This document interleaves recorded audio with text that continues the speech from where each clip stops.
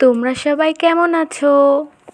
আজ আর অনুষ্ঠান বাড়ির মতন না, একদম সিম্পলভাবে ঘরোয়াভাবে 2 রকম মাছ রান্না করব, তাও আবার একসাথে। এখানে রয়েছে পাবদা মাছ, এই দেখো এখানে 3টে বড় সাইজের পাবদা মাছ, তাছাড়া 2টো বড় বড় এখানে রয়েছে তেলাপিয়া মাছ।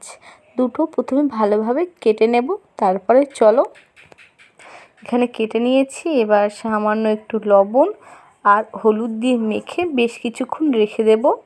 তারপর আমরা কিন্তু চলে যাব কড়াইতে তেল গরম করতে। এই দেখো হলুদ তো মাখানো হয়ে গেছে, ওই দিকটায় আমি কিন্তু তেল আগেই বসিয়ে দিয়েছিলাম। তেলটাও দেখছি অনেকটাই গরম হয়ে এসেছে। এবার একে একে মাছগুলো গরম তেলে ছেড়ে দেব। কি বলবো, মাছে কিন্তু তেলটা অনেক ছোটে, তাই প্রথমে মাছের গায়ে একটু তেল লাগিয়ে নিলে কিন্তু মাছের তেলটা মানে যে ছিটকে আসে না, এটা আসবে না। এই দেখো কথা বলতে বলতে ভাজা হয়ে গেছে। এখানে কালো জিরে ফোড়ন দিয়ে পেঁয়াজ কুচিটা দিয়ে দেবো। এখানে গোল গোল করে কেটেছি, তোমাদের ইচ্ছা মতন কেটে নিতে পারো। পেঁয়াজটা লালচে করে ভাজা হয়ে গেলে এখানে আমরা জল দিয়ে দেব।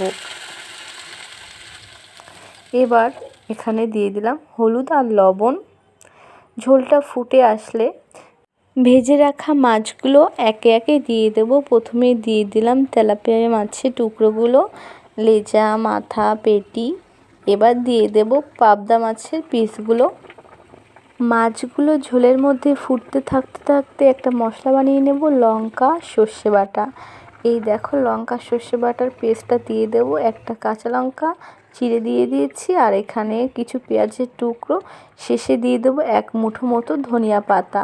তারপর ঝোলটা ফুটে গেলেই নামিয়ে নিতে হবে। কেমন লাগলো পাবদা ও তেলাপিয়া মাছের ঝাল জানাবে। ভিডিওটা ভালো লাগলে একটা লাইক কমেন্ট করবে।